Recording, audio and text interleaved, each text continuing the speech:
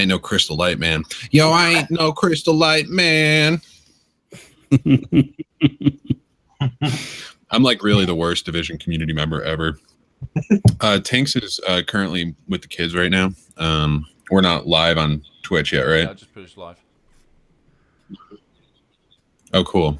So you guys only get me, and I'm really sorry about that. She wanted to be on, but her son. We're not live on Twitch yet, right? Yeah, I just pushed live. Having an off day today. Kids. He's really mad I took my glasses back. I'm like, dude, I need those for me. He's like, no. So as I'm trying to pull up Twitch so I can see the chat, thank you all for joining us. Another live Stolen Signal with myself, Game with Weezer, my other host, Binary Numb. George, how are you? Enjoying not having any family around at the moment. Wife and mother-in-law and child are in a different country. So I'm pretending to be happy about it, but I'm actually quite not. I'm quite lonely. I'm so lonely. And we're, since we're going to return the favor, we're stealing one of Bombshell Jacket's hosts and bringing on Rimp and C. Remy, how are you? Hey, everybody. It's me, the Bullet King. Thanks for watching. And another great streamer, Cal Streams. How's it going, buddy? It's going all right. Happy weekend to everybody. Nice. And Mr. Lieutenant Buzz Lightbeer. How's it going, Buzz? How are you? I am doing well. Glad to be off work and first time on with you guys. Real honored. Thank you. Absolutely. So we just wanted to get everybody here and have a quick discussion about some stuff. 1.7 coming to an end early this week and getting 1.7 off for certification to get that ready. And also a lot of the discussion that the community has been having about encrypted caches. Is it RNG gambling? That debate will go on, and we've invited everybody here to kind of have a talk about just the state of the game, where it's at right now, and some of that conversation as well. So, Buzz, if you want to, you made an interesting YouTube video. If you haven't gotten to check it out, anybody that's in chat, definitely go check out the YouTube video that Buzz makes a very interesting stance on encrypted caches and just his thoughts on purchasing those. And Buzz, if you want to, just kind of give us a rundown of your video and just your thoughts on what's currently going on. Well, that's just a wide open invite right there, right? Yeah, absolutely. Oh yeah, full steam. Here we go. Wait, Buzz isn't British? No, definitely not. Why did I think you were British? I'm sorry. That's okay. Why, he's got Light Beer in the name. All right, Bud Light. Yes, definitely. Oh, wow. Where do you begin with this? Well, for those people that are actually viewing the stream right now, I've been playing since day one. Launch day, I was on PS4 for many hundreds of hours and then switched over to PC. And this is the only game that I play. I don't do VR, and I know you guys are showing all that stuff. This is the only game that I have. I have it both on PS4 and I have it on PC. And I invest all my efforts into this game, into the promotion of the game, trying to help develop the game in what little manner I can just through my YouTube channel. And excuse me? Oh, sorry. What I remember, I don't know if you guys can remember back to February of 2016, but there was quite a few press releases about this game, direct from the developers, especially, I forget the guy's name. I actually have it written down, but they came out and they said for sure that there was going to be no microtransactions in this game, period. And they weren't baited into it. I think the guy's name was Jansen Magnus. And their official statement was, Magnus's statement is correct. There will be no microtransactions at all, not even for vanity items. Vanity items will be sold as DLC through the regular first-party stores.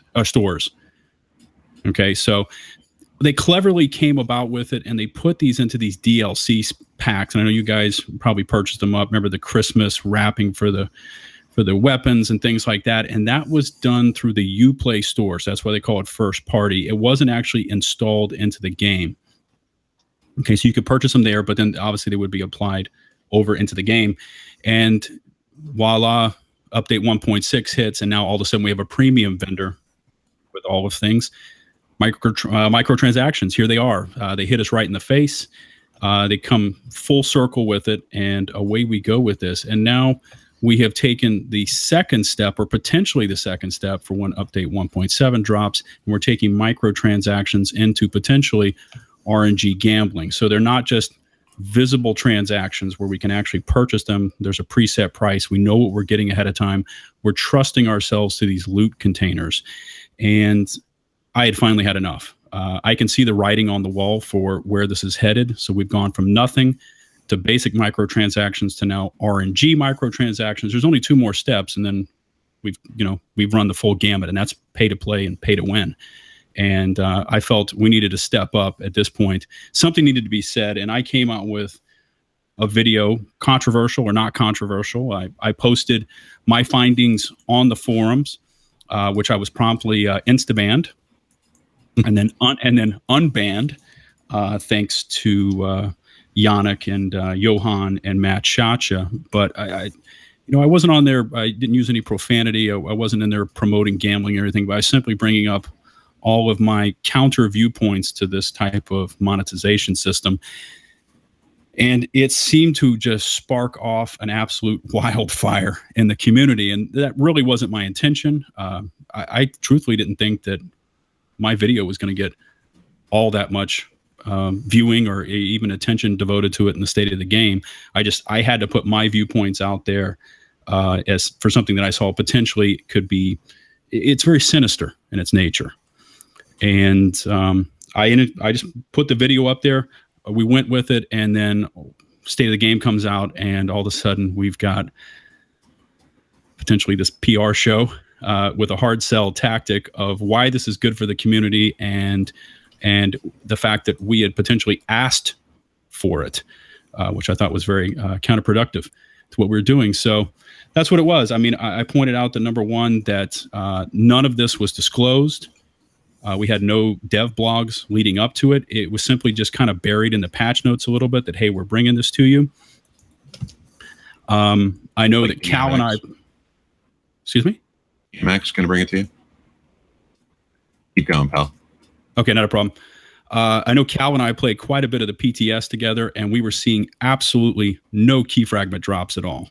And we kept testing it and testing it. So obviously those were set very low, which I felt was sinister because obviously it was going to push us to have to purchase these cipher keys to open these boxes. I pointed out the fact that gambling is at least here in the States, which is the number one consumer of the division, is 18 plus here in the US. But our game is clearly marketed to 17 and plus. So you'd have to use a parent or legal guardian's credit card in order to do these microtransactions. There was no guarantees on our side as consumers that any of this would be regulated. What guarantees will we get all this stuff? And originally, just so you guys know, and the message was kind of lost, maybe in my video, but also in the State of the Game, we were told that this was brought to us as a way for players that spend a lot of time in the division to accumulate potential vanity items to set ourselves apart from the casual gamer. But why were they put into a monetization system, into a random loot cache? Why not just attach them? And I know, George, you were at ETF Charlie. Why not attach them to the commendation system? You know, if I have a badass looking black jacket with white stripes on it that can only be gained by 20,000 cleaner kills, then attach that to commendations. Don't put it into a monetization system so somebody can just randomly get it off the bat. They look just like me, even though they're 15 hours into the game and I've got 1,500 hours into the game. Totally just counterintuitive to whatever the system was. I had a serious ethical and moral just rebellion to this. And I posted so many videos about the division, and I've always tried to carry a really positive message about the game. And it just seemed like the whole message was now, well, we know what's best for you, the gaming community. We're going to go ahead and bring it to you because we can. and I finally needed to take a stand against it, and that's why I came out with my video, and probably potentially why you invited me onto the podcast today. So there it is in a nutshell. I've got some more other stuff, but I don't want to take up your full time. But oh, absolutely, it's an interesting discussion. Anybody have any remarks or thoughts on any of that? Sure. I mean, monetization is something in almost every game nowadays. I'm not saying your point's bad. I'm just playing devil's advocate. Are you more upset that the game added microtransactions because they originally said they wouldn't? Or are you more upset by the idea of microtransactions and gambling in general? I ask because I play a bunch of apps on my phone and not Final Fantasy Brave Exvius, which I play more than I possibly should. But, it's like I can collect all these characters from other Final Fantasy games. And I'm like, oh, man, it's so shiny and Gazarbani and whatever. And it's like I could put money into it. But, I do my stupid daily quests every day and I get enough to get through it. So, there's kind of that carrot on the stick to want to buy things. And then I guess not. But I'm guessing from your point, you're more upset because they originally said that there weren't going to be any monetizations and then they added it. Right? Yeah, that's about 50% of it. To come out and you're basically, your lead designer comes out and says, we are absolutely, and there was no play on the words, we are absolutely not putting in any micro transactions into the game except for these DLCs. Now they lump them as DLCs that you could purchase first party through Uplay, and then to blatantly just, they drew the line in the sand and said, we're not going to cross this line. And then they inched up to the line and then they stepped over the line. And they said, well, here's step 2, and now they're drawing another line in the sand. Well, there's only a couple more lines you can potentially cross, but putting these things into randomized loot containers, okay, or as Matt put it on the State of the Game, mystery boxes. I mean, let's be honest. It's going to force players, if you want to chase these collections, to spend potentially way more money than you need to, or you can go out and grind away in the open world for, now that it's finally been disclosed, 5 to 10 hours versus LZ and DZ named bosses to potentially get enough key fragments to make one cipher key for this. But it certainly tempts. It tempts players. It tempts minors in our country because 17 and up can play it, even though 18 is required to gamble here in the U.S. It tempts them into attempting to use this system, which is obviously, even from what was disclosed, the odds are stacked against you. Okay, and they're going to make way more money through this system than if it was just straightforward and through the vanity system. The house always wins. Correct.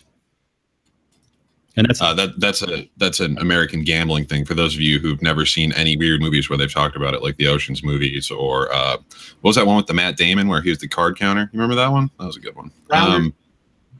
Yeah, there you go, Rounders. I totally forgot that was the name of it. But no, that's totally a valid point.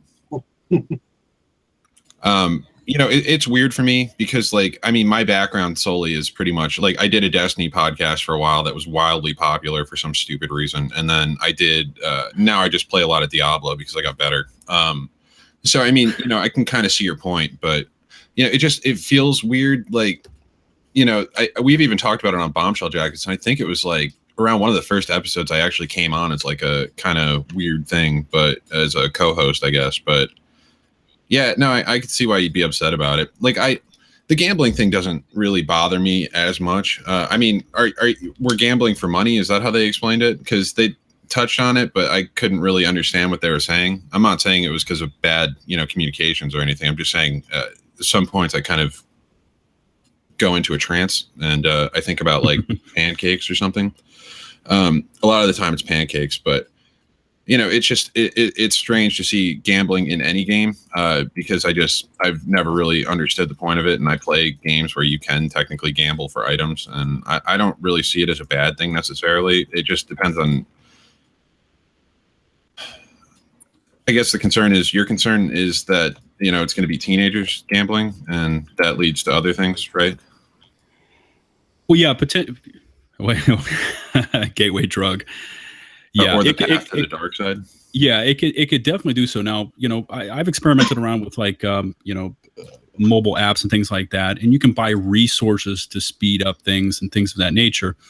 But this is a far cry from that. They're essentially they're bringing out items that us completionists, us hardcore loyalists want, because we let's face it, we want our characters to look badass, and all of us can remember when we started playing the Division, everyone's character looked the same. We were all different colors of gray, blue, and black. Everything looked the same.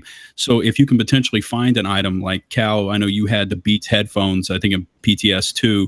I had my snapback hat and PTS 3. These were all things that kind of set us apart. And if you spend 500, 750, 1,000 hours on this game, you're invested into this game. You want your character to look different. So all of a sudden, these new items are placed, and you can only get these items in these encrypted caches, which you can only open with these cipher keys.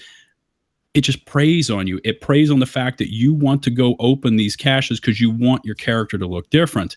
And obviously, these caches are not just going to start spitting out the best loot. Essentially, you just got to spend and spend and spend and spend and spend, and then eventually you can look apart. Now. Are we assuming that that's the case? Because that's technically not what they said on State of the Game. I mean, they did say with the 22 collections, as you get pieces, it should, the way they have it set up, it should give you the chance of rolling those other pieces as you complete those sets. Now, I understand we don't know what those percentages are, but I don't think it's fair for us to say it's going to be almost impossible to get some of these pieces when we really don't know that that's the case. I feel like we're throwing that out there as if we know that that's the case without really knowing. You can't get it again, right? So that's like how they work, yeah? With the clothing appearance items.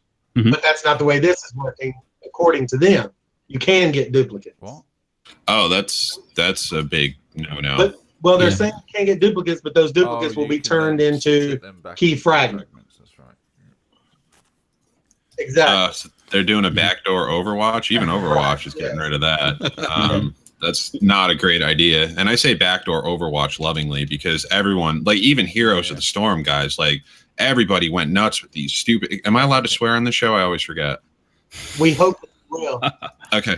Yeah. So, and pardon my language, people in chat. Like, I mean, fucking every goddamn game company on the planet right now is trying to get into this market because if you go onto Overwatch, you can buy 10 loot boxes for $9.99. I know because my 9-year-old did it because he was smart enough to know my PayPal password. Guess what changed real quick? And for those of you who don't know, my 9-year-old is like a beast in Overwatch. It's really disgusting. I'll never be as good as him. But, even Heroes of the Storm, like, moved their thing over where they gave you more of a carrot on the stick with these damn loot boxes. And, I mean, it's that big thing right now. It's that stigma, that buzzword, #buzzword. Let's get some loot boxes, kids. I don't know. But I don't know how I feel about duplicates. That's kind of freaking crazy. And they said Remy, go ahead. I was just saying, go ahead. Go ahead, George. Just the way the loot system has always worked in the past is once you've picked up an appearance item, that was it. You didn't get that specific one again. So if you're going to be able to get these in these cryptid... No, I mean, they're definitely putting duplicates back in it, and you are getting them broken down. But the way that they explained it on the State of the Game was that I think, depending on the level or the quality of the gear, I think the chance of you getting those duplicates is going to be much higher. And I'm making an assumption here, but there's all these different tiers of loot, and all these different quality of loot. Whether it's silver tier, gold tier, whatever.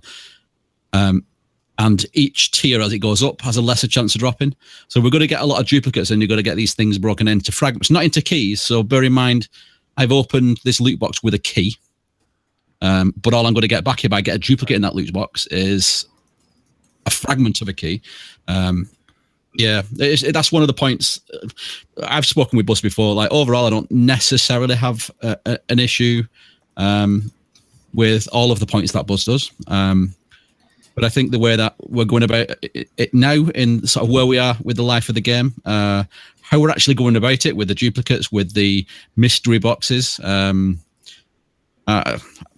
just not too sure. I would rather put my cold hard cash down and just go and buy, like, for example, like Buzz said, a black jacket with white stripes. And I did that with all the other DLCs, all the other cosmetic items I have on both PC and Xbox. And I got them because they were good quality and worthwhile. But if I've got to try and put, as much either 10 times as much time as I put in now to get like a reasonable chance of getting a few loot boxes, or I've got to put down 10, 20, 30 pound or dollars or whatever to have a chance of getting those. I don't know. I know where they're coming from, and from a business point of view, I understand the decision that they've made. Because if you look across like Rainbow Six Siege, they're doing the same now. I don't know. It just feels. It doesn't feel clean, if that makes sense. Yeah, we can all blame Overwatch, right? Like all of us in this group. Well, let me put this out there. Like it's slightly different, but a background from games that I played, coming from a sports background, playing FIFA, NHL, Madden, games of that nature. They've had, I don't know if you guys play, I know some of you play FIFA, but Ultimate Team, absolutely. Ultimate Team that started in FIFA and Madden and NHL was basically, for you all that don't know, is basically a team that you would create a team, you would get a starter pack of players that would fill out your lineup, and obviously not very good players, and you're incentivized to buy packs of cards. Those packs of cards can range from $5 all the way up to $30 or $40 for one pack of cards, with a chance to get some of the elite players in whatever game you're playing. And it's random. You have no idea. And people will spend lots of money and never get those cards. And to give you just a kind of a feel of it, in 2016, Madden sold just the game around 65 million. An Ultimate Team for Madden, they made 300 million.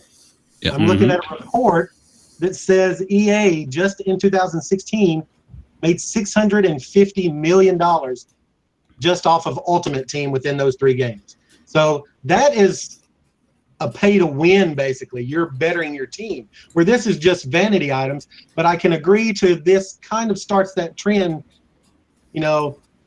where people can really get hooked on buying these with the chat. And personally, if I'm putting my opinion out there, it really doesn't affect me. I don't have an opinion one way or the other. I don't fault them for trying to make money, but I see the other side of the coin where people are afraid, like the transparency of what you're getting. With the duplicate thing, I don't know if it would be a better idea, instead of giving you key fragments, if they gave you premium credits or something where you could go get something you wanted, or whatever. I think the non-transparency of it is the biggest thing for me. The transparency bits are really interesting, because if you're in China, right, so Blizzard have to publish all the loot table percentages in China. Yes. Because of the gambling laws, right? You have to show people what their odds are. And all hail our Blizzard overlords. I'm already liking Remy. I've never met him, but I'm loving him already. I'm playing Diablo 3 in hardcore mode right now, so if that helps. Go ahead. Sorry. Is that something that we would want? Would we want to be able to see what the actual loot drops or the percentages are? Then is that something that would alleviate those issues? Well, they've been kind of a little crafty with hiding the loot tables in general in the game, so I don't think they're going to start now, to be honest with you. I'd love to see them release their loot tables, because I want to know what I'm actually fighting for from the loot drops and stuff. I don't want to go by somebody's mine data or anything like that. Transparency, I think, would be great. But Aquem and I said something really funny when we were in the heat of the moment here. He said the good thing about all these knowing who's spending the money on these caches is we have somebody to focus our fire on, which is not untrue. Very true. And Remy, just because I know you were a little out of the state of the game loop, they did disclose the potential loot drops based on the rarity tiers for these boxes. Oh, did they? And they came out with 4 tiers. They got common, uncommon, rare, and high end. And in these boxes, every time you open them up, there's 3 items in them. 60% is set for common, 30% uncommon, 7% for rare, 3% for high end, and then who knows about these 22 unique vanity items. I can't even tell you what loot drop percentage they are in there. And then they're talking about they've got these boosters, but we don't have any disclosures on these boosters. So like if you get one piece of it, then this booster system kind of kicks in and amps up your percentage chance to get the next piece in the collection. But none of that was really explained. Okay. So everything is skewed for, little sneakers and hats and things like that. Obviously, 90% of their loot drops are common items that you may have picked up from civvies out on the street when you gave them a candy bar or something like that. So they would want my soda, to be honest. They're like, "Can I have your soda?" I'm like, "No, it's mine." Why would I give it to you? Yeah, so no disclosures were made on these boosters and everything like that. So that's just up in the air. Nobody knows really what's going on with that. And I watched over that State of the Game address a few times. Second by second, end to end. I listened to Matt. I listened to Yannick. I went back. I listened to him again. I let it absorb. And I actually took down two really defining quotes from Matt after that 45 or 50 minute discussion that went on there. And if you humor me, I'll lay them out there and you can listen. These were the two really poignant moments. One was right at the beginning, and one was about 33 minutes into his address. Okay, so here's the one that he said right at the beginning. He's like, the idea behind the encrypted caches, and this is when Matt starts. He says, one of the most consistent and loud pieces of feedback was from players that have been playing the game for years, have been playing the game for months, and had dedicated a lot of time and effort into the game, and were saying, I wish I could actually spend more of my time to actually get some of these items. So with the encrypted cache, one of our goals was to find a way to put those items in the game and have them be something where they could be monetized, where we could be something where we can go and spend money on them in the premium vendor, but people who do dedicate a lot of time do have a path to unlock those items as well. And then he went on to kind of and I'm going to paraphrase a little bit. We said after that, he says, we expect quite a few people to be getting those items from the encrypted caches purely through playing the game, getting keys, and unlocking their items that way. But no disclosures were made. I mean, what was the projection table? What's going to be the difference between grinders versus payers? I mean, what is quite a few? Quite a few is not a quantifiable number. Okay, and here's my item. If you want to install all these items into a mystery box for monetization, and you think that quite a few players are going to get these items strictly through grinding, why even monetize it at all? They have an economist, just like EVE Online. That's the answer. That's got to be the answer. There's an economist, right? You guys have been there. ETF members, do they have an economist? Yeah, they definitely do, because I think one of them was on State of the Game a few months ago. Okay. I think somebody actually lost their job and then someone came in new, but yeah, they definitely have an economy specialist that covers everything from loot drops, from I guess these things. Yeah, for sure, definitely. Remember though, this is a Ubisoft directive, right? So it was, you were talking about Magnus when he's saying at February last year, where he was talking about, we would not have microtransactions and everything. At that point in time, that was probably a fair statement. But in November last year, I think she's the VP of operations for Ubisoft, Anne something, was it Anne Blondell or something? She's in charge of, she's the VP of operations for Ubisoft, and she's the one that's laid out their new policies where it comes to DLC and monetization, which is where all key game DLCs will now be free, and that's across all Ubisoft platforms. However, but monetization will be a common part of all their games going forward. I personally don't really have too much of an issue with the whole monetization thing. I think it's a little bit odd the way they've gone about it and the complexities in it. I prefer just be able to go out and spend, if it's an ultra rare set, spend $10 and buy the set outright. I think I'd prefer that. Exactly. The whole, I'm playing Fortnite right now, and I've been all weekend, right? I've sunk so many hours into it already. But they have this whole pinata thing that you have to beat, and you can buy them for cash, and it gets you better loot or better cards and better heroes.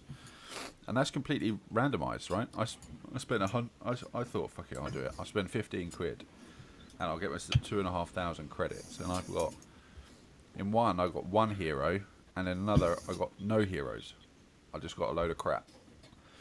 So And I was pretty annoyed. I was pretty annoyed by that. I was like, fuck, I fucking paid for that too.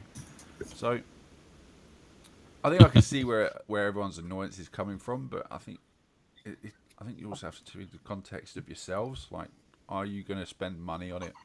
If you are, then do so, and if you're not, then don't. Just play the game and get the keys. Like over here, the game's an 18, right? So if anyone under the age of 18 is playing it, then their card's got to be coming from a credit card, which is obviously from their parents or something, right? Like it's the legal gambling age over here is 18. Mm-hmm. So you're a gift card or anything along those lines, but you know, I suppose the bit that I have a trouble with is the grayness of it. There's you know, I'm quite happy with monetization being in games. I'm quite happy for that. I'm doing it on mobile games for years, right? But I think what I don't like about it is the uncertainty of what I'm spending and getting back. I think that's where I'd sit. No, I would absolutely agree. Because I was talking before about the Ubisoft thing, and you just like hit the nail right on the head there in terms of it's coming across all the different Ubisoft games. If you look back to how Siege did its first iteration of monetization, that was really good in my opinion. It was strong. It was straightforward. You could either grind for I can't remember what it was called, but like you grind for like reputation within the game, and then you could go out and you could say, I want that weapon skin or I want that character skin, and you knew exactly what you were either grinding for, or you could go and buy that, and then you could say, okay, that money that I've just spent on in-game XP or whatever it is, I'm going to buy that red jacket or I'm going to buy that that weapon skin. That's what I expected before obviously all this kicked in and it came to light that they were going to be these mystery boxes. I think I still prefer that. I would still prefer to put my money down on something that I know I'm going to buy. But yeah, I do get that, you know, once I bought that, I'm not probably going to buy another. Whereas if I've got to keep grinding and keep paying or, you know, do whatever it is so I can get these mystery boxes again and again and again until I've unlocked something, then yeah, I know where they're coming from with the sort of the commercial twist on it. So, are people more annoyed at the fact that they are now monetized, putting these microtransactions in a more prolific state, right? Because we had the DLC packs, right? I've bought them all. I really wanted the tweed suit, which I now wear, which is great. Fucking love it. Right, but I was happy paying the £4 or the $6 or whatever it is for those packs. And then obviously they brought the emotes in, right? I didn't hear anybody complaining about the emotes, right? And they're quite expensive, those emotes, so they're not cheap, considering what they are. But the only we all know why, right? Well, I mean, everybody is fine with it because it happened in Destiny. Like, there's complaints about it, and as soon as that air like cleared out just a little bit, like the end of a bad Phil Collins song, like that's when they dropped it into the game. They're like, "Yo, it is time to drop the Carlton up in this bitch," and you know that's what they did, and everybody was thrilled about it. How many people do you see doing the Carlton? You know, Phil Collins has bad songs. Yeah, I mean, you get what you're buying though with those, you know, with the emotes. I think it's that same thing again. You know exactly what you're getting. Yeah, I think that's the point. Is you know where you're getting back to the money. Absolutely, and Weezer, you're bringing up.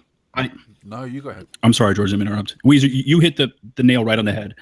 I have absolutely no issues if you want to put 1,000 freaking items at the premium vendor, where I can preview them and I can pick and choose what I want. Then that's a conscientious purchase on my point.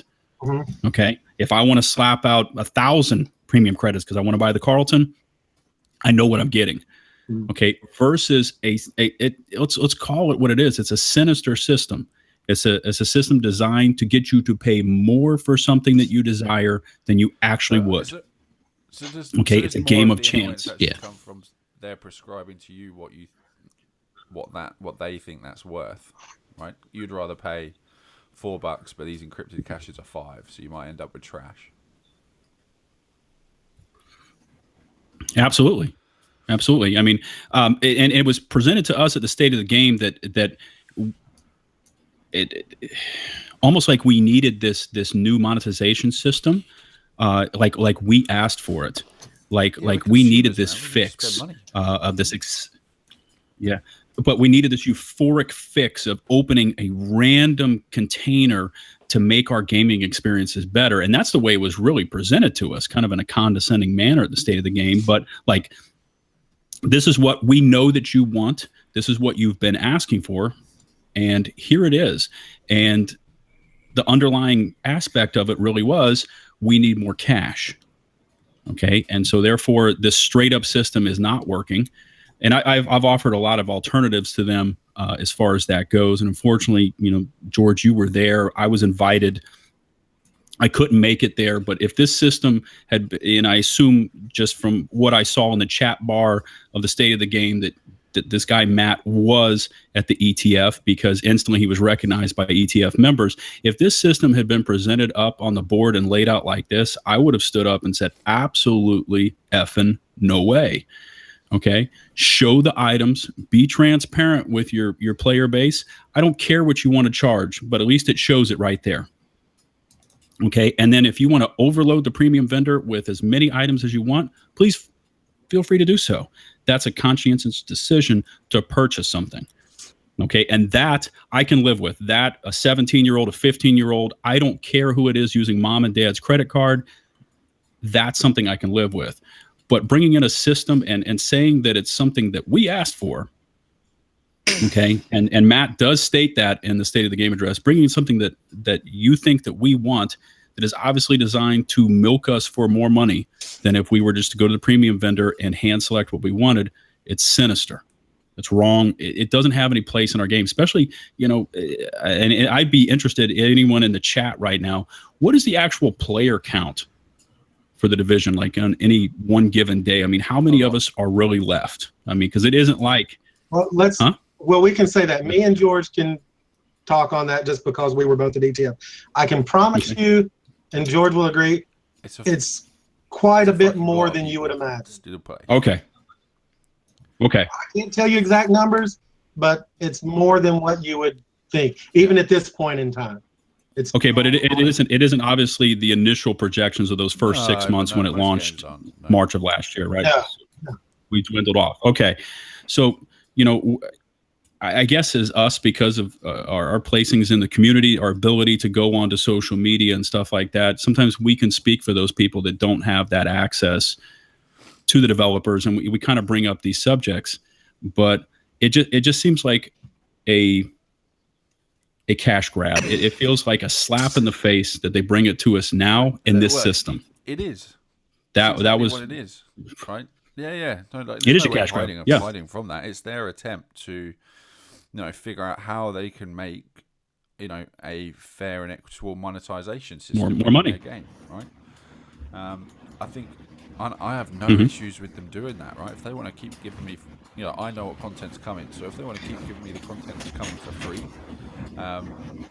and it's my choice whether I go and spend some money on some in-game monetization stuff, then, fucking fair be it. I think the problem with a lot of people have with it is the value that you're getting back from your gamble, right? And I think that's really what the main problem is. Would people still have the same problem if the key fragments were easy to come by? Yeah. In order to get a cache? I don't think so. No. I mean, and they disclosed that in the State of the Game address. Remember, and Cal, you and I did this. The drop rate was set at 3% on these key fragments in the PTS. So virtually no one ever even saw one of these things. Okay. Yeah, and I'm gonna throw out a hypothetical there. If none of this had been brought to their attention, I'm just throwing out, I'm not accusing, I'm just hypothetical. If none of this had brought to their attention, no one raised an issue. I didn't post on the forums. Uber Timmy and the rest of the upper echelon gaming crew didn't come out with the petition. If they could have just left it as a little, page 6 article on the forums and just kind of pushed it through, would that drop rate have stayed at 3%? Probably. Now it's been disclosed. They've admitted, it was way too low. Now it's 20%. That's a huge jump. To me, that screams, oh crap, we messed this up. Let's put this back a little bit more in their favor. Okay, because they're saying now at the present rate of 20% key drops, and a good player 5 to 10 hours or something. 5 to 10 hours of killing open world bosses, we should have enough fragments. Well, at 3%, you're at 35 to 70 hours. 35 to 70 hours of grinding away to finally get enough key fragments to buy a cache, which I think, and this is just me speaking, I don't have any foundation for this, but I think that's where they intended to leave it at. So they could claim that they had an alternative to purchasing these keys to open these caches, but in actuality, you would have to spend anywhere between 35 and 70 hours to finally get enough fragments to open one cache, which would clearly steer the player base to do what? Purchase cipher keys to open these caches. Okay, so there you go. Would anyone? I mean, is anyone really excited about the cosmetic items? I mean, personally, like I'm going to tell you why I don't really care about these items. Like, I don't care unless it's the bunny suit, because I just want the helmet. That's it. If that thing is actually still real, I just want the damn helmet. I don't care about anything else they put in the game as long as that helmet becomes a thing. It doesn't matter if you are the saltiest division player on the planet. You know you want rabbit ears. Don't even try and deny it. Like, it doesn't matter. Your clans have talked about it. Your friends have talked about it. People who have never played this game have talked about, oh man, there's bunny ears in this game. We got to play it. And that didn't actually happen. But, you know, I don't give a shit about any of these items to look different. You know, I don't wear a jacket. I don't wear a hat. I wear a gray pair of pants and a button-down shirt and a scarf. That's it. That's what my character wears. That's what I've always worn. And I only give a shit about the classified gear. Like, that's it. That's all I care about. And that's just because I obsessively play loot-based games, which I'm not doing right now, I swear to God. But, you know, I just, you know, when it comes to this, it's like, cool. They want to get money. They want people to buy things. Great. You know, people want to look different. And it's like, you know, if they really wanted us to look different, there would have been more than 6 hairstyles in the game, 6 faces, 6 tattoos, whatever. You know, I mean, customization wasn't really a big thing until, you know, they realized they could probably monetize it. And I'm not saying that negatively. I'm just saying in a business sense, that's what I would have fucking done. Yeah.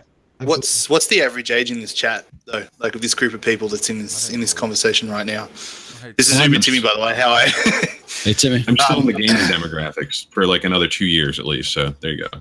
Yeah, because I mean, one of the biggest problems, and I'm going to bring a different perspective to this discussion, and it's from a retail perspective because I actually manage a game shop. Uber Timmy, by the way, from Upper Echelon. Yeah. Nice job on the petition, buddy. Yeah, one of the things that you'll notice is I'll set the scene for you. It's 5 o'clock in the afternoon. Oh, my baby's starting to cry. It's 5 o'clock in the afternoon, and a mum's coming in. She's flustered. She's sorry about this, guys. That's all right, little man. Calm down. Yeah. Yeah, it's 5 o'clock in the afternoon, and they've come in. They're all flustered. The kid wants a PlayStation Network card. $50 on the counter. Kid walks out with a PlayStation Network card. That parent doesn't know what that kid's going to spend it on. Going straight home to play it on RNG on the Division.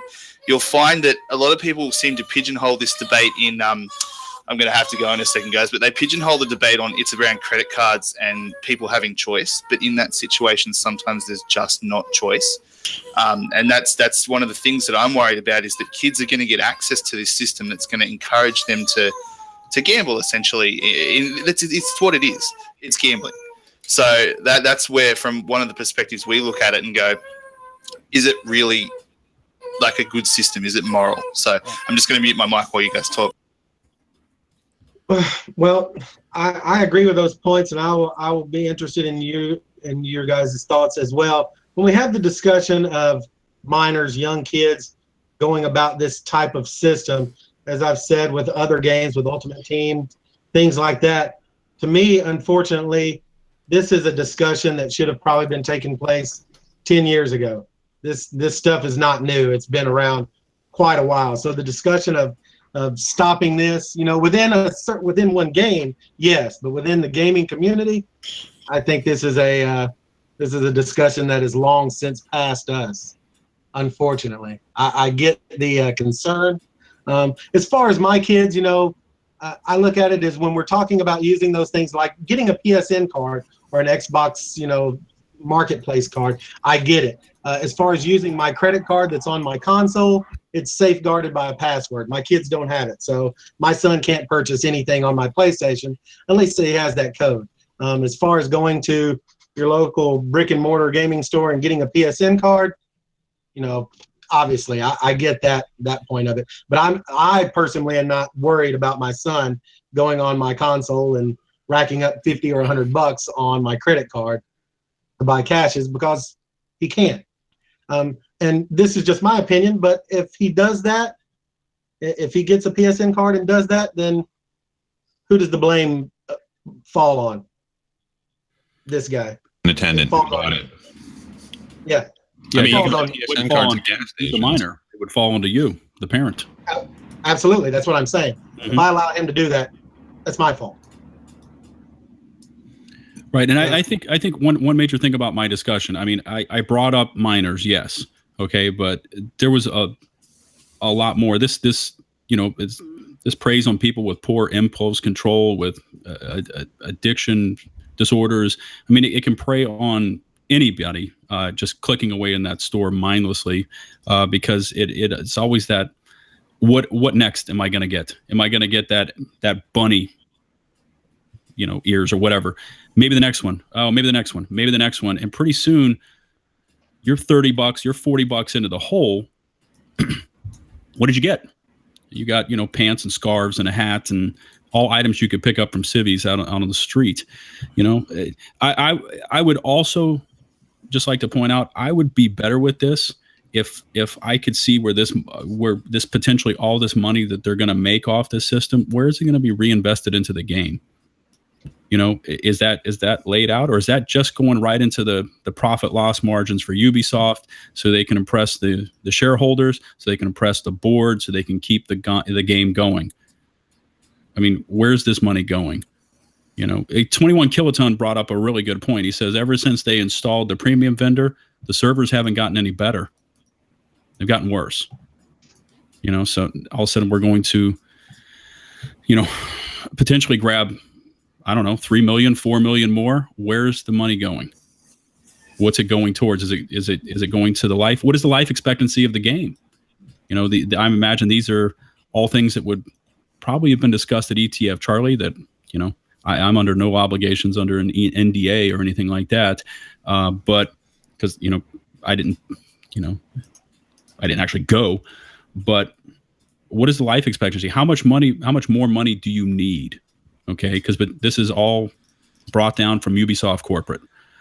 We want to impress the shareholders. We want to impress this. We need this cash. Okay, where is it going? Is it going to the betterment of our game, or is it just going to prop up, fourth quarter profit loss margins? There's no disclosures on any of that, obviously, and they're not going to come out and provide any. So we just have to trust them with our cash. When you go and buy anything from anyone, right?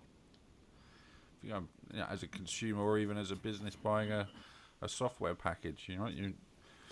And you go and buy your annual support subscriptions, right? You're hoping that the support that enables you for updates, that money's being, I don't know, that's slightly idealistic and ridiculous. Right?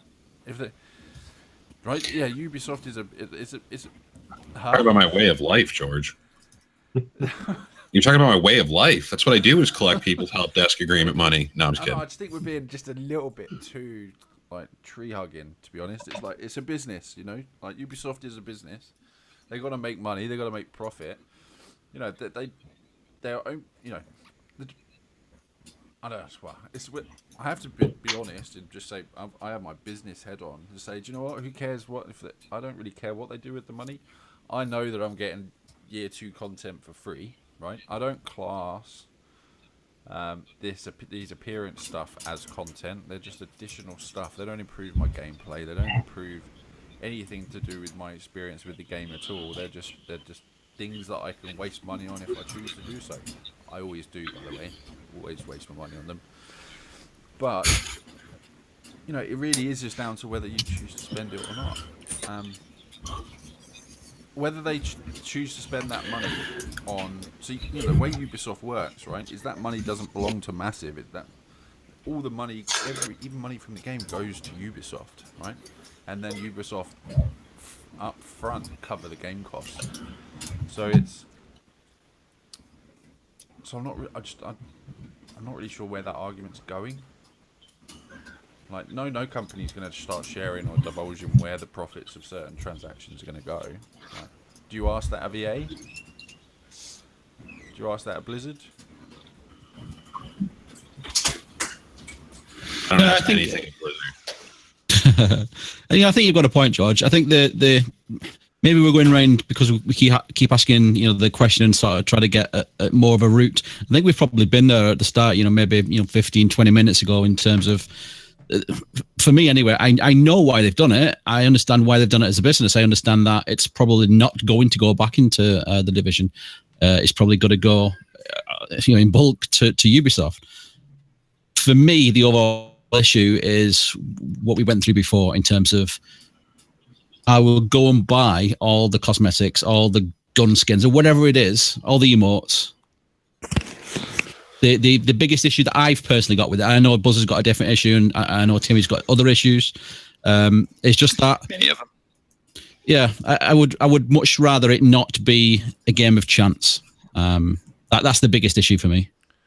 That's the reason the petition was started, was because it's just the chance aspect of it just makes it feel so shady. Well, Like, what do we? and the fact that you're not rewarded with anything else except the ability to buy more random things just doesn't sit well with me at all. Like I know a lot of games do not RNG, do microtransactions well, where you spend $10, you get 500, let's just say 500,000 coins to spend on your little village in your mobile game. You know that you can then take that amount of coins and spend that on whatever you want.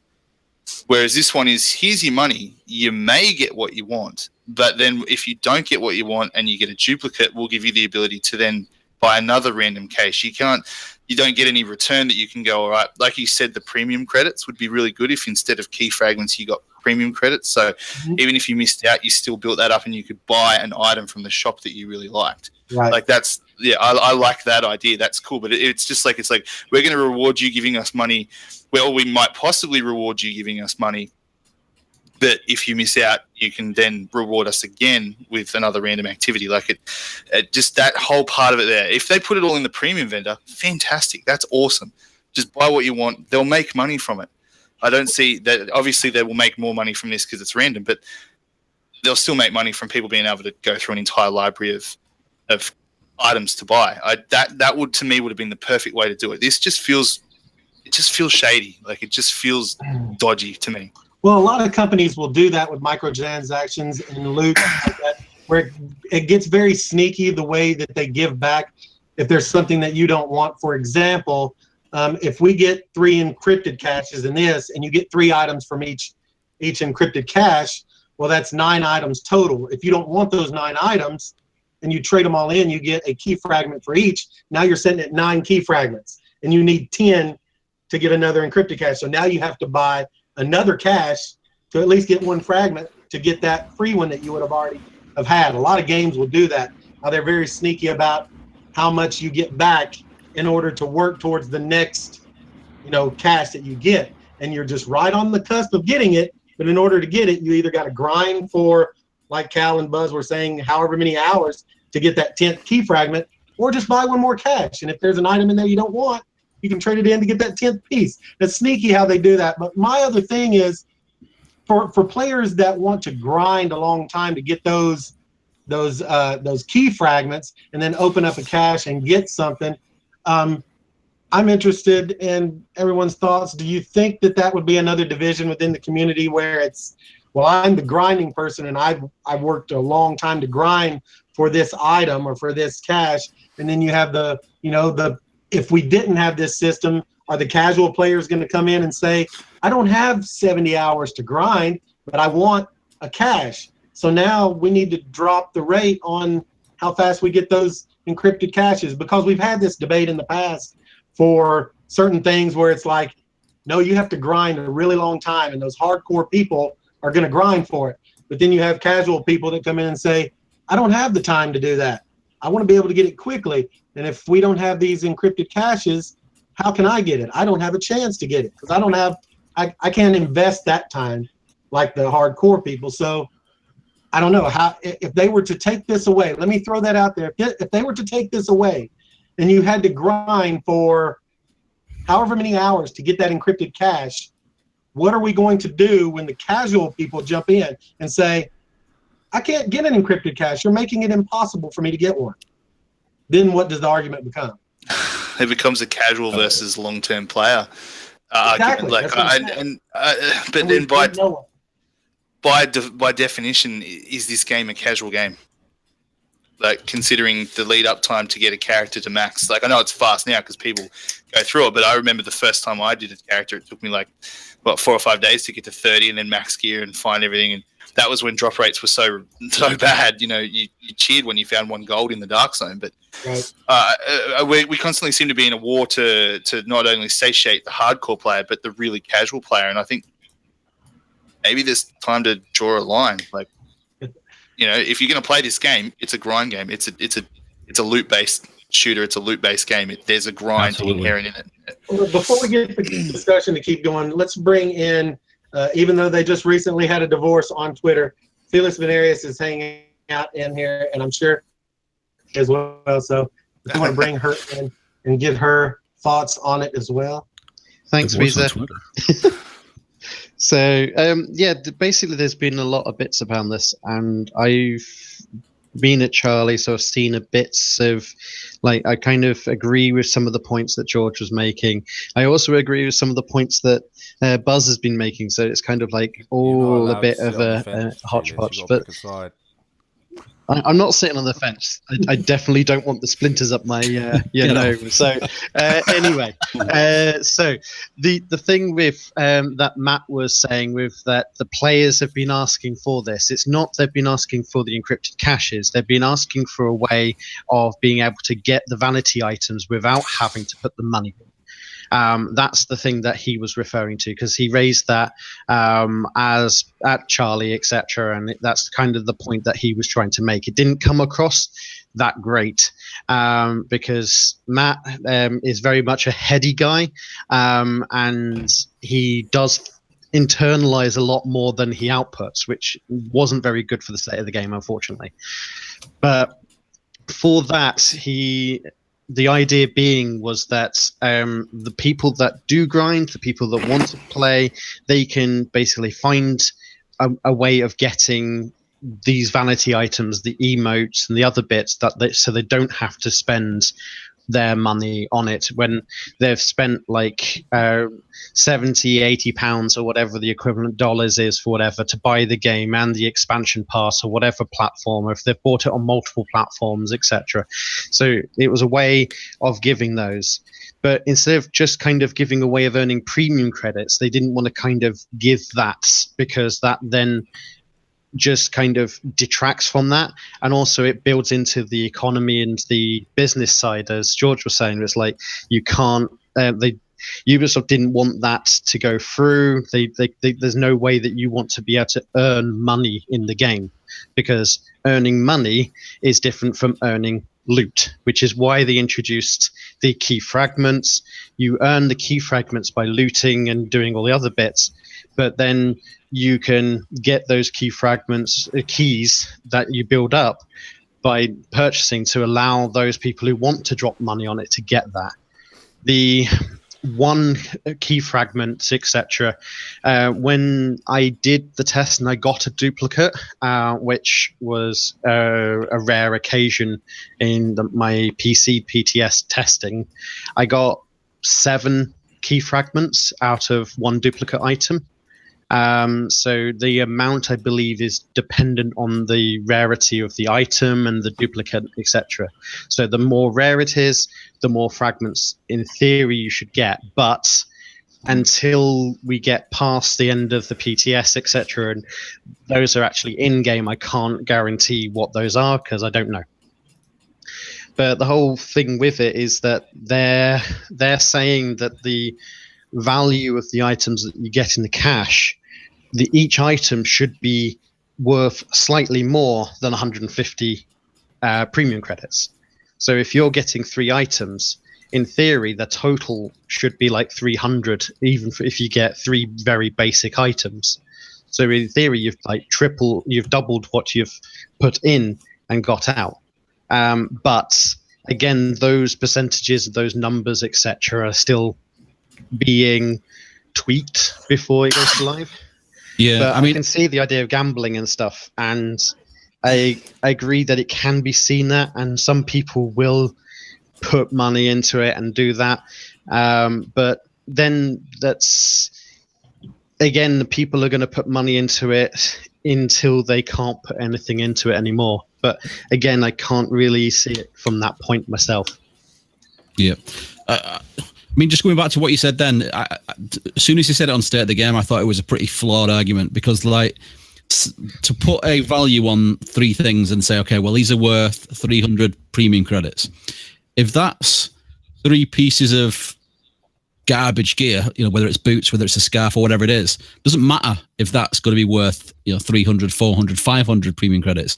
If that's 5 pieces of cosmetic gear that I'm never going to wear, it has no value. It just doesn't. So I don't know. I mean, that was part of the, and I know people have termed it like a sales pitch. That was one of the things where I didn't necessarily agree with, that when they were trying to explain and reason why they'd done the random thing and what the ways around just getting duplicates. If it's 3 pieces of pointless cosmetics, it has no value. Yeah, none whatsoever. I did. Yeah. Someone said something about duplicates before, in regards to Rainbow Six Siege. I'm not sure. I'm not 100% sure, but I'm pretty sure that when you get something on Siege, it's removed from the pool, completely, so that you can't. No, they've changed it. They've got the alpha packs now. I mean, with the alpha packs though, when you open an alpha pack, isn't it? That's if you get that item, that's it. You won't get that item again. No, I don't think so. I think you get I was watching it today, in prep for this. You get sort of a refund, I think, back into alpha pack credit. So. The other thing about the alpha packs though is that it's still, I don't like it, but it's still easier to get alpha packs than it is to get these, because you have to grind for what they said, something anywhere between 5 and 10 hours to get a encrypted cache, or to get 10 key fragments. Yeah, that's with the new time. I mean, you can earn 5,000. Yeah, you can earn 5,000 renown in Siege pretty fast. You could probably do it in 2-3 hours. So it's. I don't know. The random part of it is just, it's what really bugs me. And I was a bit dismayed that the whole discussion started out with a lot of emotion, like a lot of words being thrown around, obviously gambling and it's at kids and stuff like that. And they are valid concerns. But I think the overwhelming factor that everyone was like, why is it random? Why is there RNG? Why can't I just buy this stuff? Yeah. That's where I'm coming. That's where I believe the argument should have been focused, because that's the biggest point. Don't make it random. People will buy it. Trust if you've got 100 plus new vanity items, trust you guys to put out good stuff and people will buy it. Absolutely. And there's a way to get it to satisfy the point that you were making, Timmy, grinders versus casuals. Put those extra special items as part of the commendations. When you hit that 10,000 kills with a specific weapon, or those 15,000 kills with a specific weapon, you put those in there, and that's what's going to separate those grinders. Okay, that's going to make them set themselves apart. And then you put all the other items into the premium vendor. Everything else, all the hats, the boots, whatever that stuff, you put it in there, and then you've handled both sides of it. You've monetized it. If it's quality items in the premium vendor, people will pay for that. They will pay the money. And then it also gives us, if in Cal, I'm going to bring up the shield bill, but if I go out there and I get 10,000 kills with a defense gear set, I want to look different.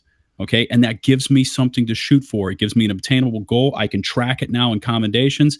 And then once I hit that, I can equip that item and I can feel good about myself in the game. It satisfies the grinders and it satisfies the casuals. But obviously, just throwing it all in there and just, monetizing it. And once again, I'm going to bring it up again. Those key fragments were on a 3% drop rate until all of this finally got disclosed. And then they jumped from 3% to 20%. Okay. So potentially we were going to have to go ahead. I would go and say that it's this whole going from 3% to 20% when it got disclosed. It's I don't think that's the whole case of it. I think that it's gone through PTS, and one of the bits of PTS is that yes, they realized that percentage what they were originally trying to look at was way too low, so they increased it. It's not because it's this. We've had this discussion as the community, and we've raised it as the problem, and suddenly it's this big expose, and so they've increased it because of that. I think it's part of that testing process that. Because it's the same with like the same thing with the striker being 6-piece being changed and those rates being altered, and the same with the other classified bits. I think it's part of that process. And yes, because we raised it, but we kind of vocalized that it wasn't enough, and so they've increased it. They may increase it again if we kind of vocal to say that it's still not quite enough. But again, I don't think it's directly the two should be linked. That it's because they've been exposed that they've increased it.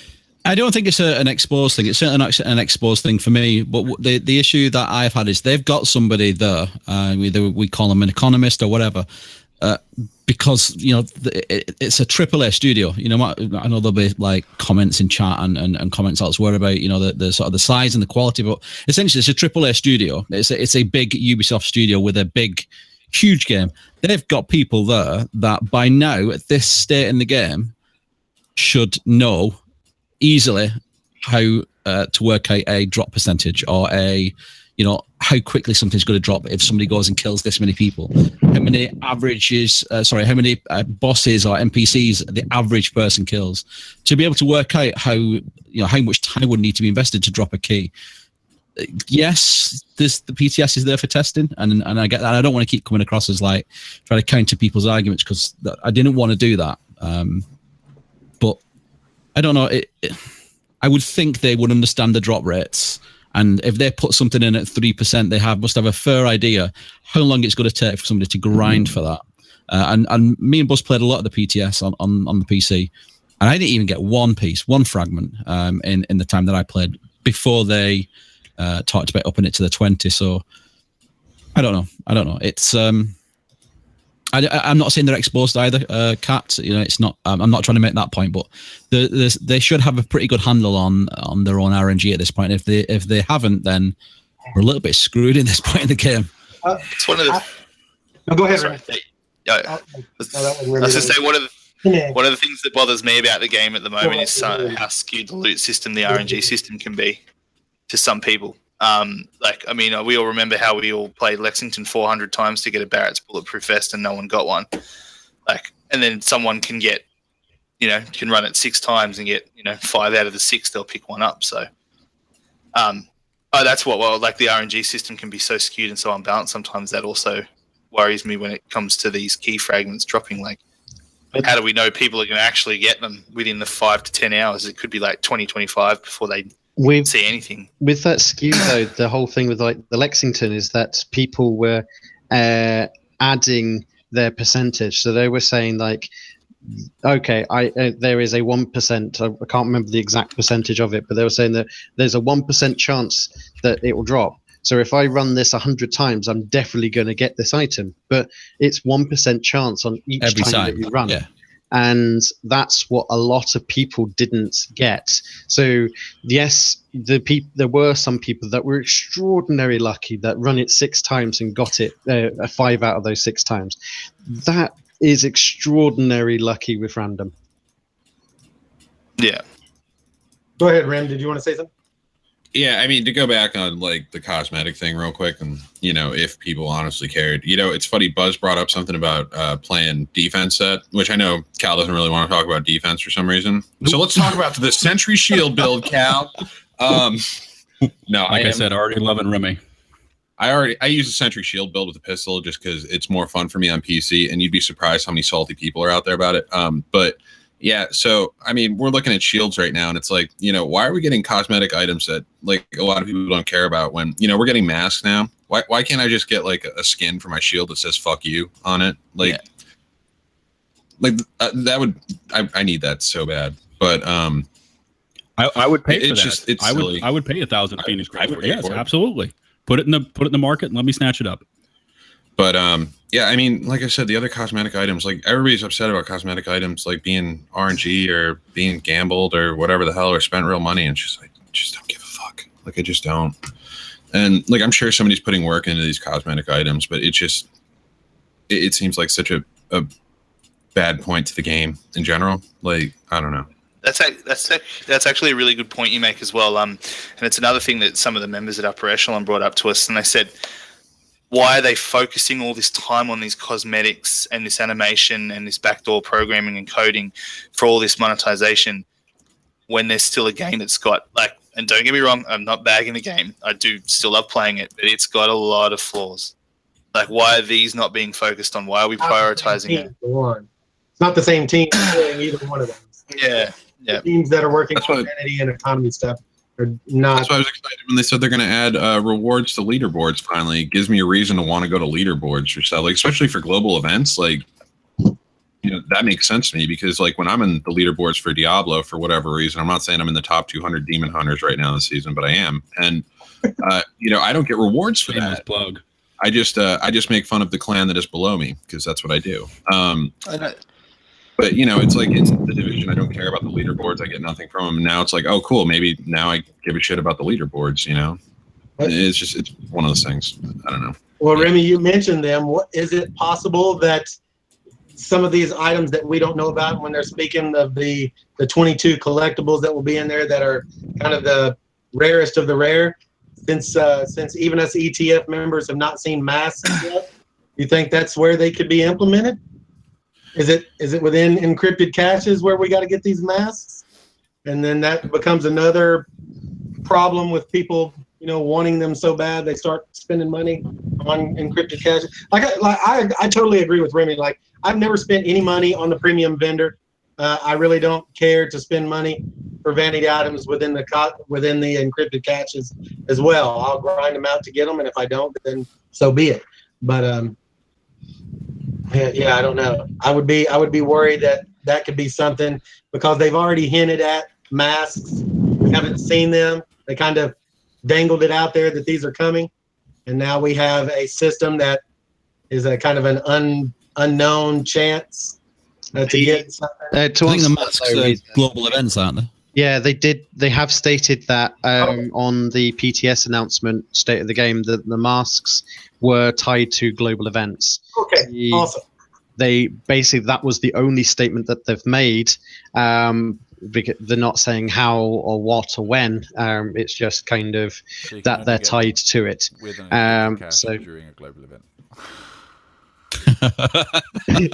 when the sun is in the right phase of the moon and the stars align and Cthulhu comes up and eats Relaya. Whoa. Hey, we are not doing Call of Cthulhu. This is not the Call of Cthulhu cast, first off. Secondly, there's a guy named Balthazar whose name means Lord of the Dogs who hasn't spoken yet. What does he have to say?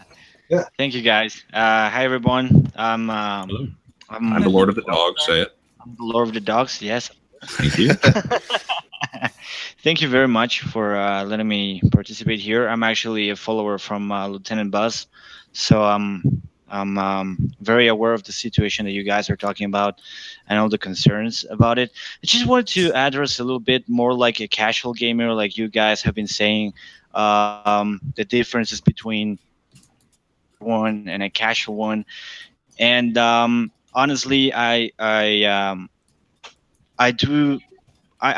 this kind of guy that loves loot in all the games, such as Daisy, such as H1Z1. Any of these games that have loot in it, I can spend a lot of time looting and getting those things I want. Even though if it's the same gun, if I have it like 10 different times, if it has different things, I will have it.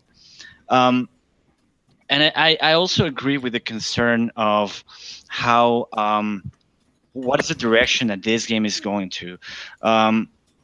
It's just basically that we're not getting a solid perspective of what the game is, based on if it's actually going to be a game kind of like World of Warcraft, where you get missions and loot, and you start spending a lot of time on this loot, and that's it. Like, you're just not going to have anything else that drives you in the game, that keeps you interested. Or is this just going to be like a competitive game now with rewards on leaderboards? And if these guys actually want to probably rescue the game, if you can say that, because I've noticed that a lot of people has left the game, and honestly, I am one of those people that left the game and then came back in for certain things in the patch that I see this vanity things that they have now on the new caches and stuff. So I'm just concerned about how you guys think that the game is gonna be in probably a few months later, if actually this is going to affect in a way that most of the people is just going to start leaving the game, and instead of being 6,000 or 10,000, it's going to be now 3 or 2,000 people playing it, and it's just going to be boring again as it used to be before. Well, I mean, Loot 1.4 is really what changed the game. I mean, that's what got a lot of people back, right? And that was kind of the important thing. Sorry, I was being asked if I wanted to drink, and the answer to that is yes. Always yes. So, yeah, I mean, 1.4 was like, and to say that, like, a lot of people left the game, but I mean, how many people do we all know that came back for 1.4? And I mean, kind of subsequently, 1.5, they kind of dropped out for. We can all admit that. We're all friends here. It's fine. But, you know, Loot 1.4, the Loot 2.0 system that they did was basically Diablo system, and they're like, yo, here's all the loot you want, come and get it. And like, I mean, some people still complain that the loot's not there. So I mean, I don't think that the player base is like failing. I think people are waiting for a good enough reason to come back if they do come back. Thank you, I appreciate you. So yeah, I mean, well, you always got to be nice to people bringing you a drink. Everybody knows. Not even a hello from Tinks. We've been shunned. We're like the Outcast podcast. Okay. She's watching. That's light beer, right? Light beer, right? Yeah, it's Buzz Light beer. Hold on. There you go. It says Buzz right Branded. there. See it? See, it says Buzz Light. But yeah, no, I'm sorry, guys. It's me. You have to be used to this by now. If you haven't met me, I'm sorry. So yeah, I mean, players are always going to come back and leave whatever game. I mean, a lot of people left Destiny for whatever reason, and how many suckers came back for the Taken King? And I say suckers because I was one of them. Like, I came back to the Taken King, and like, there's always going to be a period of time where people leave games and comes back. It's not a matter of if it's going to affect the player base or not. Do I think anyone's going to come back for cosmetics? No. Do I think people will come back for like better quality of life things? Absolutely. Like, that's why everybody came back to 1.4. It was a quality of life change. We're all like, oh my God, Division, let's all stream. We should all stream at the same time because we'll all get viewers that way.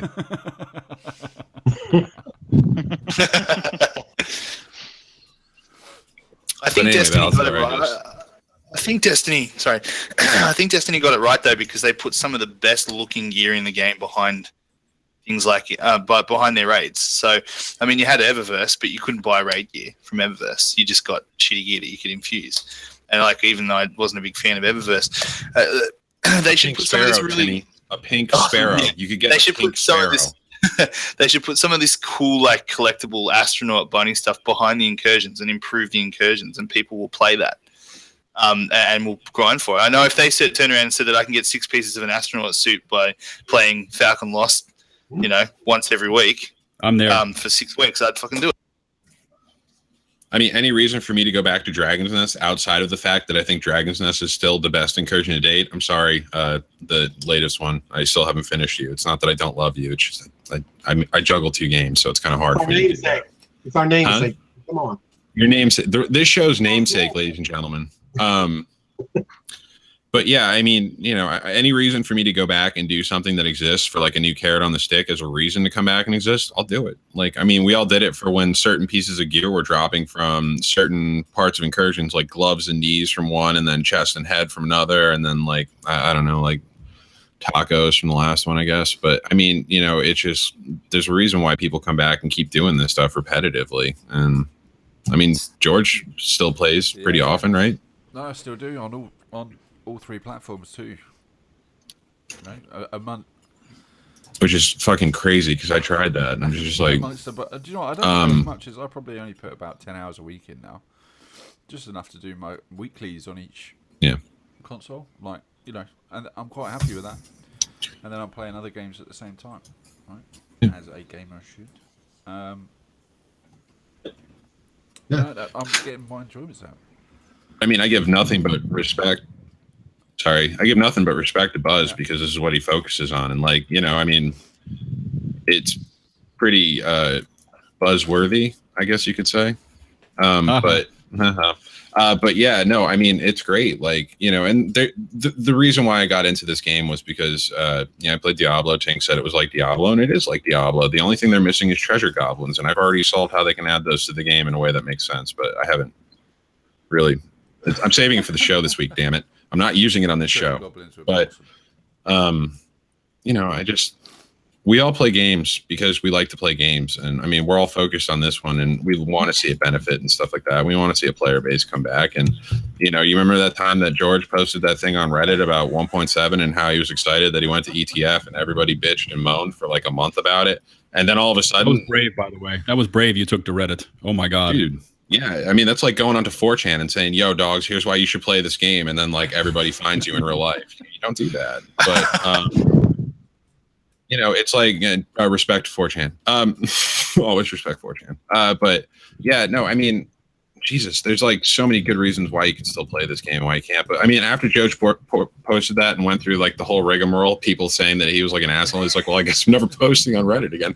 How many responses did you get after like this PTS came out? And like people were like, oh my God, you were right. This is great. Yeah, like classified. Yay. Like, oh, really? You didn't get any? No, it came back to me, no. But that must have been a joke in my head. No, I did get a couple on Twitter, but nothing actually on that Reddit post. Oh, okay, that's what it was.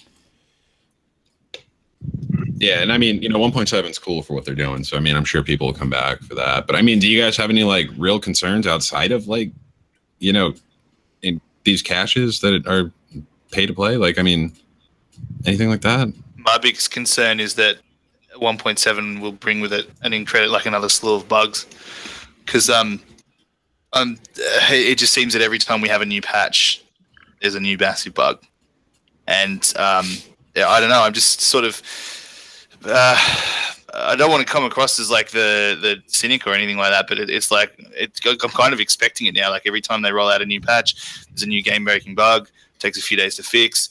Someone finds another one, takes a few days to fix. Then we have a sense of normality. With a few niggling issues for a month or two. Next patch, same cycle.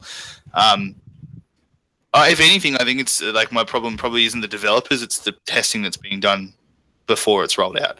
I don't know if PTS is working as well as it could in that respect. Not following this channel, and I feel really guilty about it. Now I am, so we're good. Hey, we got a new follower. It's Remy. Thank you for joining the. Yeah, I mean, bugs are a big concern for sure. Absolutely. Do you guys think that this is actually going to bring the issue with the loot again? Like the classified is everything that everybody will want, and you will have these global events where you can get it, and eventually it will be thrown to the loot pool. But is this going to be something like when they added the rare items and everything was like crap, and you just had to keep farming over and over and over again, and everybody needs to get it. But that's how it should be, right? That's how it should be. Sets are going to be fucking hard to get hold of. Like they're rarer than exotics. It will take you months. Because right now, it will take you 6 months before you have a complete set. If you're a casual player and can put in 15, 20 hours a week. Yeah, because for now I haven't. This is the first time since the gear sets came out. I used to love a Nomad gear set. And today was the first time I actually was able to see the mask of the Nomad. And honestly, like a lot of people told me, like, dude, they do exist, they are there. And I kept going for bosses and for different missions and never got a Nomad mask, which is something really irrelevant. I mean, you can get any mask and it could work, but the point is that if that actually is happening already on the regular gear sets, what's going to happen in the classified gear sets is because if everyone is going for those classified gear sets, eventually it's just going to be like, dude, I can't get it. I can't get it anyway. I do missions over and over and over again, and I just can't seem to get that piece. And that's what I'm afraid of. That's going to happen again, and start making people leave again from the game. That's probably one of my biggest concerns coming into 1.7 is the fact that they've said that the gear sets, classified gear sets, will drop from anywhere after global events. And even in global events, they're RNG, right? All you're doing is buying a higher chance cache. But as soon as they start hitting into the actual pool table, so the first 3 weeks after the first GE, you'll have 3 sets, which is 18 pieces, right? At a really low drop rate. Then you're after the second global event, you're going to have another 3, which is going to add another 18, right? So then you're at 36 pieces of gear at an extremely low drop rate. Right? How is anyone going to ever collect any of those? I mean, is it even really a concern? Because I was about to say it, but Aquem and I just chimed in. Thank goodness the Ninja Bike is so strong. And it's like, yeah, I mean, the Ninja Bike is going to make the older sets still viable. Like, I mean, Sage and I talked like about this for like 30 minutes on Bombshell Jackets, where we're like, I wonder what 2-piece sets we can mess with people with Ninja Bike, you know? And I mean, it's going to be like a whole new theory crafting for a little bit. It's like every time like a class gets released or a new set in Diablo, we all spend, I don't know how much time trying to figure out what's going to be like the meta or whatever. And this is the first time for a long time. I don't think we're going to have a meta for a while. It's going to be kind of interesting to see, you know? I mean, we have more gear diversity right now than we ever had in this game. Because when I first played it, I like literally rolled my eyes so far into the back of my head because I was like, I know what I'm doing right now, and I've never played this game before. And you know, now that I'm sitting here and I'm like, oh man, I can do this and I can do this, and there's all these things that you can combine. It's like freaking Pokemon. You got to catch them all and figure out what you got to do. And you know, I think that's what's going to be interesting about this patch is that Ninja Bike is going to make a lot of things relevant for a very long time. And, you know, I think if we're all worried about, you know, what happens if we don't get a classified set within the first week, it's, oh, well, you know. How many times has Ninja Bike dropped for all you guys? Like at least 5-6 times, right? I didn't delete mine. Yeah, actually, I saved mine in the stash too. It's the second coming of the Caduceus. It's like, please, it has risen, and it's like Ninja Bike. There it is. Yeah, I think the Ninja Bike is going to be a good addition to bridge that gap between what we've got now, because we're getting nothing new, right? We're getting the classified gear sets, which has new talents, but beyond that, we're getting nothing new. There's no other gear set pieces, no other high-end talents, things like that. So I think the Ninja Bike is going to add to the already huge diversity, like you've just said. So I'm looking forward to grinding out, you know, a couple because I dismantled all mine. But but yeah, whether it's as strong, you know, as when you've got like 6-piece classified of whatever gear set, because it's like a potential extra 1,000 firearms or 1,000 stamina or whatever else you decide to put it. But I think it's going to be a really cool mechanic to bridge that gap between what we've got now and collecting 6 pieces of classified. For me, it is anyway. I know what it's going to be the thing that I play about with why I'm still trying to get those other pieces for classified. Do you think we'll see a brief imbalance in the DZ though for a while there between people that have full classified sets and people that don't? Absolutely. I don't. Absolutely. Yeah, those 6-piece talents are off the charts if you know what you're doing with them. Not Sentry in PvP. Yo, put on the gloves with a 35% pistol damage. You'll be fine. Is it really if you're using that build? Anyway, like honestly, how many people do you think are going to get a full 6-piece set that it's going to be that is going to disrupt the balance of the DZ or disrupt the balance of? It'd be super rare. It'd be super rare for it. But if you just imagine that some dude had amazing drop rate and got a 6-piece Reclaimer set, which probably wouldn't. Like, it may happen, it may not. And he runs with a group of people who don't have classified gear. Like a couple of hundred or more thousand people. Yeah. person. I think there might be a brief period there where people with, you know, who have really great RNG, lucky RNG, might have like a tiny bit of a advantage, but it'll be very And they can have brief their while fun everyone for a week, catches up. and But I then- just think it will.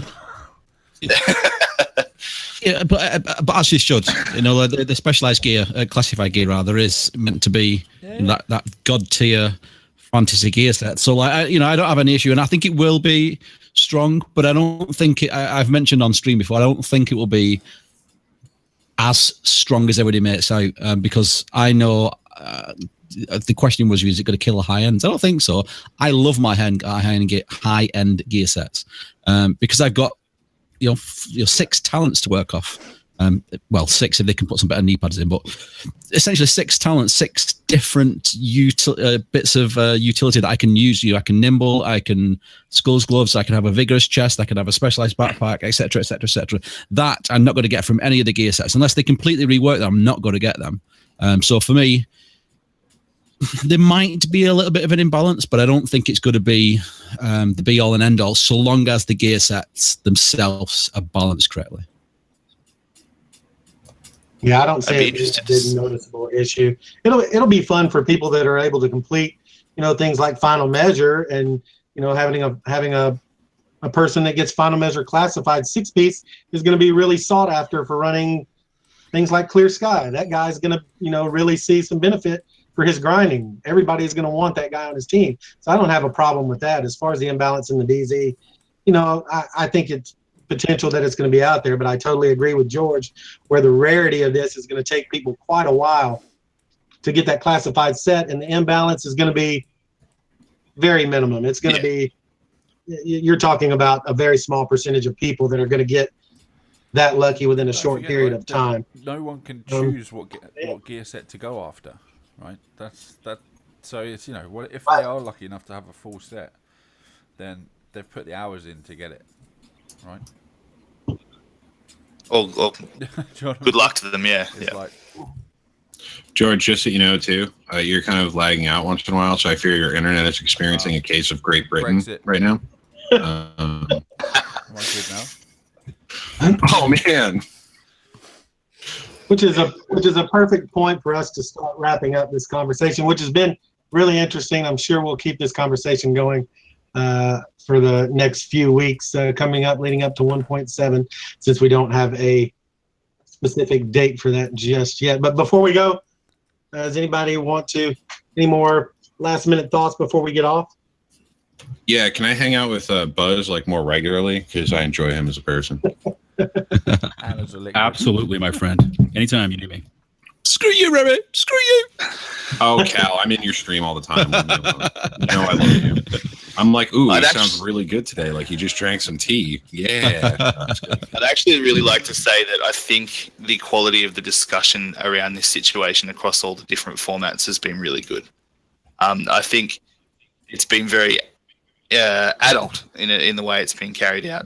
There's a lot of shit thrown in this community all the time, but a lot of people have sat down and spoken about this, and it's obviously we did have an impact because they got Matt on to speak about it. So I think the way it's been conducted is we should all be pretty happy with ourselves the way we've gone about it. I always appreciate an actual respectful discussion within the division community. It's rare, but we're getting there. So let me start down the line. Ballister Gaming, where can the people find you? Promote yourself, put it out there before we get off. Let everybody know where they can find you. Thank you very much. I actually have a YouTube channel. It's the same name, Ballister Gaming Show. Been a little bit inactive for a while. I'm playing now for a video game. I'm working now for a video game company, which for private reasons, I cannot say which one it is.